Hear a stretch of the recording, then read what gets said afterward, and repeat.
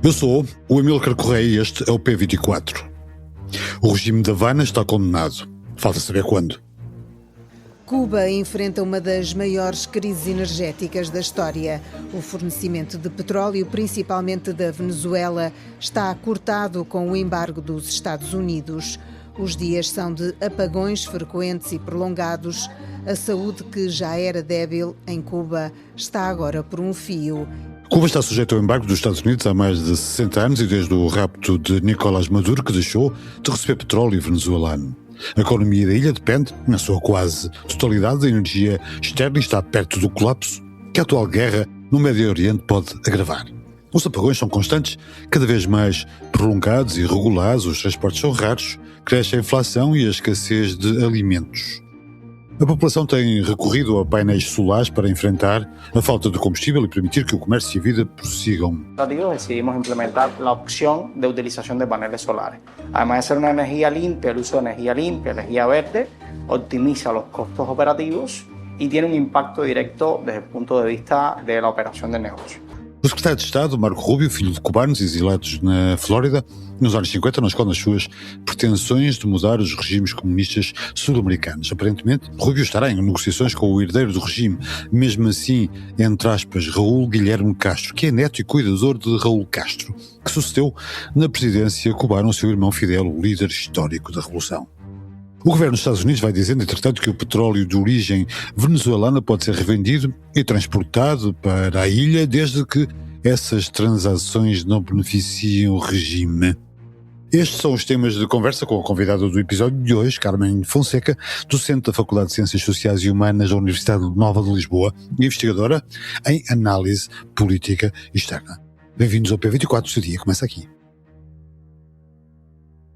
Carmen Fonseca, obrigado por ter vindo ao P24 para falarmos sobre Cuba. A ilha perdeu o petróleo venezuelano desde a captura de Nicolás Maduro e não conta nem com o apoio russo, nem com o apoio chinês. Está dependente do combustível e completamente isolada do ponto de vista de ajuda externa. O colapso económico pode ser também o colapso político deste regime. O regime de Havana está irremediavelmente condenado. Bem, o regime de Havana já mostrou há muito ser uma ditadura fracassada. É difícil prever o desfecho da atual crise, que é ainda uma crise essencialmente económica, mas obviamente com ramificações no domínio social e, portanto, temos uma população que está a passar por uma crise, por uma catástrofe humanitária, como provavelmente há muito não acontecia. Não é a primeira vez que a ilha dá de caras com uma crise desta natureza, portanto, nomeadamente após o colapso da União Soviética, quando Cuba perdeu o seu principal modelo, o seu principal apoio económico. O regime cubano e Fidel Castro teve que implementar também um conjunto de medidas e uma política muito forte de controle, digamos assim, da vida da população. Depois disso, apareceu a boia de salvação da Venezuela e do chavismo, que foram cruciais para a sobrevivência do regime, para a manutenção de muitas das suas políticas repressivas e autoritárias, mas Cuba, mesmo passando por essa crise na década de 80, que depois foi superada com o apoio da Venezuela, conseguiu sempre garantir o abastecimento energético, conseguiu sempre garantir o petróleo para assegurar algumas condições de vida para a população. E isso, na verdade, foi aquilo que aconteceu, aquilo que diferente existe neste momento, nesta crise, e, portanto, é talvez a primeira vez que o regime cubano está a ser verdadeiramente asfixiado e sente, de facto, essa paralisia, dado o estado avançado também de vulnerabilidade com que o regime chega a este momento. Portanto, nós não podemos olhar também para a situação atual de bloqueio energético como sendo o motor, como sendo o desencadeador da atual crise. Esta crise mais abrangente e mais forte que a ilha vive é algo que já vem, por exemplo, especialmente desde o fim da pandemia ou desde a pandemia, e que Havana nunca conseguiu ultrapassar, que Depois da pandemia temos já Trump nos Estados Unidos e sanções económicas adicionais ao embargo tradicional histórico dos Estados Unidos à Havana, mas, portanto, esta crise é resultado, digamos assim, é algo que já vinha, que já estava em curso, é resultado também, desde logo, da má gestão por parte do regime cubano, com todos os acréscimos, nomeadamente por parte dos Estados Unidos, digamos assim, influência mais direta para asfixiar o regime e, por outro lado, a influência mais indireta, se quisermos, do apoio venezuelano, que também já se vinha enfraquecendo, tendo em conta a situação de crise que a própria Venezuela também passava, e, portanto, esse apoio que Cuba tinha habitualmente na Venezuela também já o tinha começado a perder há alguns anos. E por isso, respondendo diretamente à sua pergunta, sim, eu acho que o regime de Havana está irremediavelmente condenado, não sabemos exatamente quando, mas as variáveis que neste momento temos em cima da mesa apontam para um fracasso consumado, embora não saibamos exatamente quando é que isso vai acontecer. Não temos dúvidas que Marco Rubio, o secretário de Estado, descendente de cubanos exilados em Miami, consegue esta vingança familiar por um lado e estamos seguros de que ele quer interromper a história revolucionária da ilha, uma ilha a 150 km dos Estados Unidos e sujeita a um embargo há mais de 60 anos. Mas o que é que os Estados Unidos querem de Cuba? Querem reproduzir o modelo da Venezuela? Estão à procura de uma réplica de Delcy Rodrigues? Ela existe? O que os Estados Unidos querem de Cuba é muito claro, portanto, querem a implosão do regime, como referia, esse é um objetivo pessoal de Marco Rubio no Departamento de Estado e de Marco Rubio desde os seus tempos de senador. Portanto, a sua prática política sempre visou bastante a Cuba. Portanto, não há dúvidas.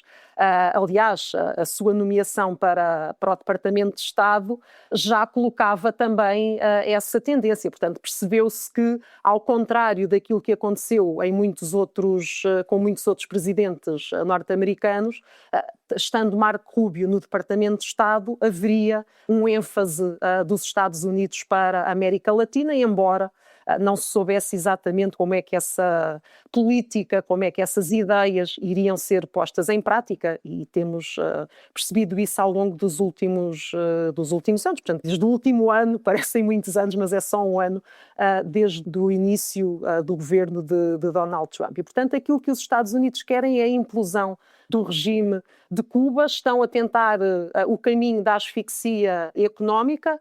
Como eu dizia, o bloqueio energético acelera essa asfixia económica e potencia eventualmente uma asfixia política, por assim dizer. Mas, na realidade, Cuba não é Venezuela, portanto, não tem os recursos económicos da Venezuela, não representa uma ameaça à segurança nacional dos Estados Unidos, não há um Nicolás Maduro que possa ser capturado e que permita de imediato pôr os Estados Unidos a tomar conta do país, como aconteceu com a Venezuela. Nem sequer o argumento do narcotráfico, porque Cuba não é um país de mais tráfico. Isolada. Exatamente, e portanto o próprio regime é muito mais coeso, não está sujeito àquelas críticas de corrupção que o próprio regime venezuelano estava, pese embora todas as características repressivas, ditatoriais, autoritárias, totalitárias. Claro, mas há uma elite que se pode dividir perante esta pressão americana e o colapso económico do país, ou seja, o Partido Comunista Cubano pode ter algumas decisões internas por causa deste mal-estar social?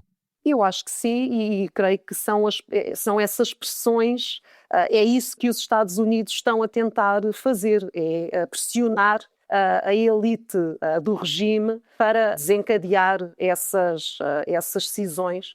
Digamos que nesta elite do regime nós temos os civis, temos os civis e militares do Partido Comunista, temos as Forças Armadas. As Forças Armadas são, de facto, o grupo, a parte do regime, e dentro do próprio Partido Comunista há também uma parte muito menos aberta à liberalização política, à abertura política do regime, porque são naturalmente os mais privilegiados com a forma como o regime cubano se foi construindo ao longo destes 70 anos. Portanto, como que existe uma empresa dentro do regime cubano, o chamado Grupo de Administração Empresarial, que é um conglomerado empresarial que inclui todos os setores económicos mais rentáveis de Cuba: o turismo, a agricultura, a indústria do açúcar, que foi durante muito tempo também um setor forte e que agora também está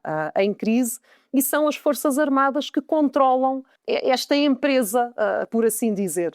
E é o controlo deste setor económico que tem garantido aos militares cubanos, às forças de segurança, às forças de intelligence, ser a força dominante do regime. Portanto, eles controlam esta estrutura.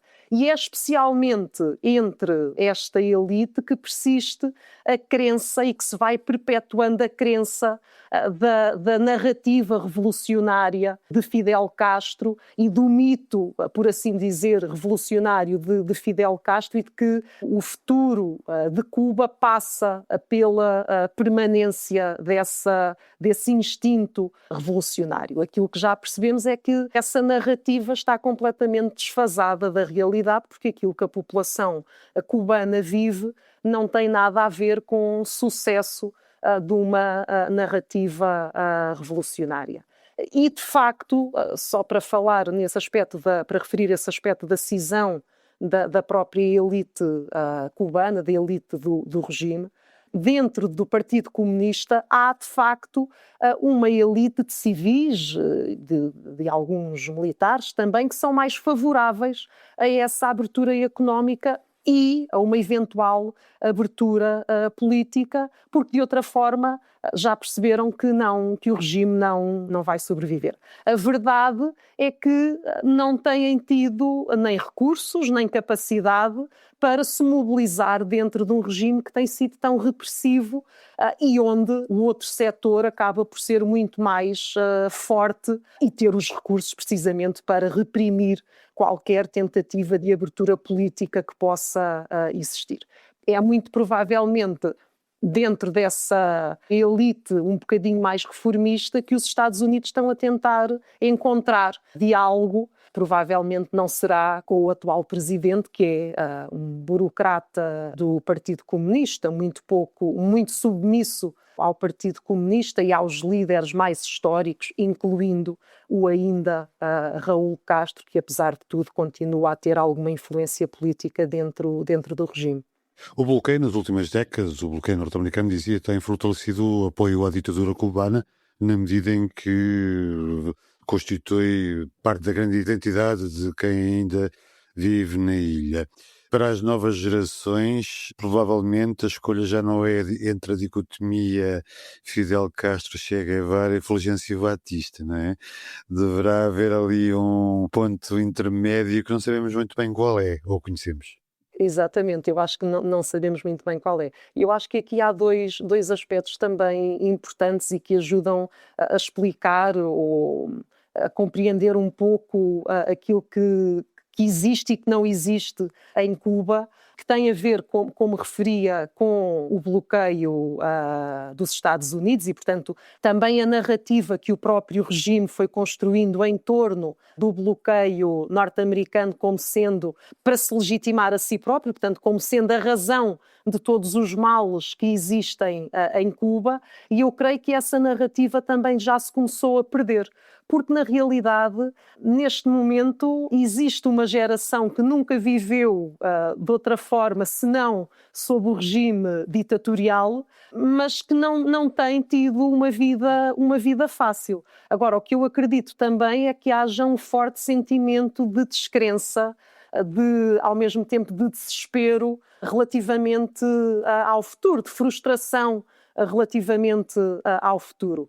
Em 2021, tiveram lugar manifestações populares, portanto foram as manifestações mais longas que existiram em Cuba, estava a começar a haver alguma abertura económica que passa sempre por coisas simples como o apoio à iniciativa privada, muito influenciado também pelos Estados Unidos, quer por Obama, quer por Biden, que Trump depois veio reverter. Mas, portanto, nesse momento, abertura económica, em que há manifestações populares, o regime atua de forma repressiva, duramente repressiva, são feitos milhares de presos políticos e, portanto, tudo isto somado à permanente crise, à permanente situação de vulnerabilidade social, de pobreza, de miséria com que a população vive, eu acho que há uma descrença absoluta por parte da população cubana em relação a qualquer líder ou em relação a qualquer líder histórico que na década de 50 ou de 60 a população se podia agarrar para ansiar um futuro melhor. Carmen, para terminar, a atual guerra em curso no Médio Oriente vai agravar a hipótese de um colapso cubano? Bem, eu creio que diretamente não tem uma influência no colapso de Cuba, mas vem mostrar essencialmente que nos planos de Trump ou na falta deles a opção militar está sempre presente, embora também o enquadramento geopolítico e geoestratégico de Cuba e do Irão sejam completamente diferentes, as potenciais ameaças e os argumentos da narrativa norte-americana são substancialmente diferentes em Cuba e no Irão, para além de que, desse quadro geopolítico e geoestratégico, a relação dos Estados Unidos com Israel, e especialmente de Trump com Netanyahu, tiveram um peso bastante significativo na intervenção no Irão. E para além disso, portanto, embora esta intervenção não tenha um impacto direto no colapso cubano, mas pode também exercer alguma pressão sobre as eventuais conversações e negociações que estejam a existir entre Marco Rubio ou alguns dos seus assessores e o governo cubano, porque, apesar de tudo e apesar destes planos mais belicistas de Trump, a Marco Rubio, de quem este projeto é essencialmente um projeto pessoal, mas também político, ele não ganha nada com uma intervenção militar em Cuba. Ele ganha em conseguir negociar com o regime, em conseguir uma abertura económica e política, porque o peso dos exilados cubanos nos Estados Unidos é bastante significativo e a ele interessa-lhe é preservar esse eleitorado que foi bastante importante nas eleições de 2024 para a eleição de Donald Trump e que será importante quer para o Partido Republicano, quer eventualmente para as ambições de Marco Rubio para a presidência dos Estados Unidos. Carmen Fonseca, obrigado por ter vindo a este P24. Espero tê-la aqui mais vezes para continuarmos a falar sobre a América do Sul. Obrigada. Que querida, não aguento! Acabo com uma sugestão de podcast da loucura ao esquecimento. O que é que os Labubus revelam sobre o futuro das compras? Eles explodiram, cansaram e desapareceram em poucos meses. A história dos Labubus revela como o TikTok, inspirado no modelo chinês, quer mudar a maneira como compramos online. Não sabe o que são os Labubus? Saiba então tudo ouvindo o podcast Como Assim em público.pt ou nas habituais plataformas de streaming. Obrigado por ouvir o P24. Voltamos amanhã. Para não perder os novos episódios, subscreva este podcast do Público na sua aplicação preferida. Para além deste programa, há mais para descobrir em público.pt/podcasts. O Público fica no ouvido.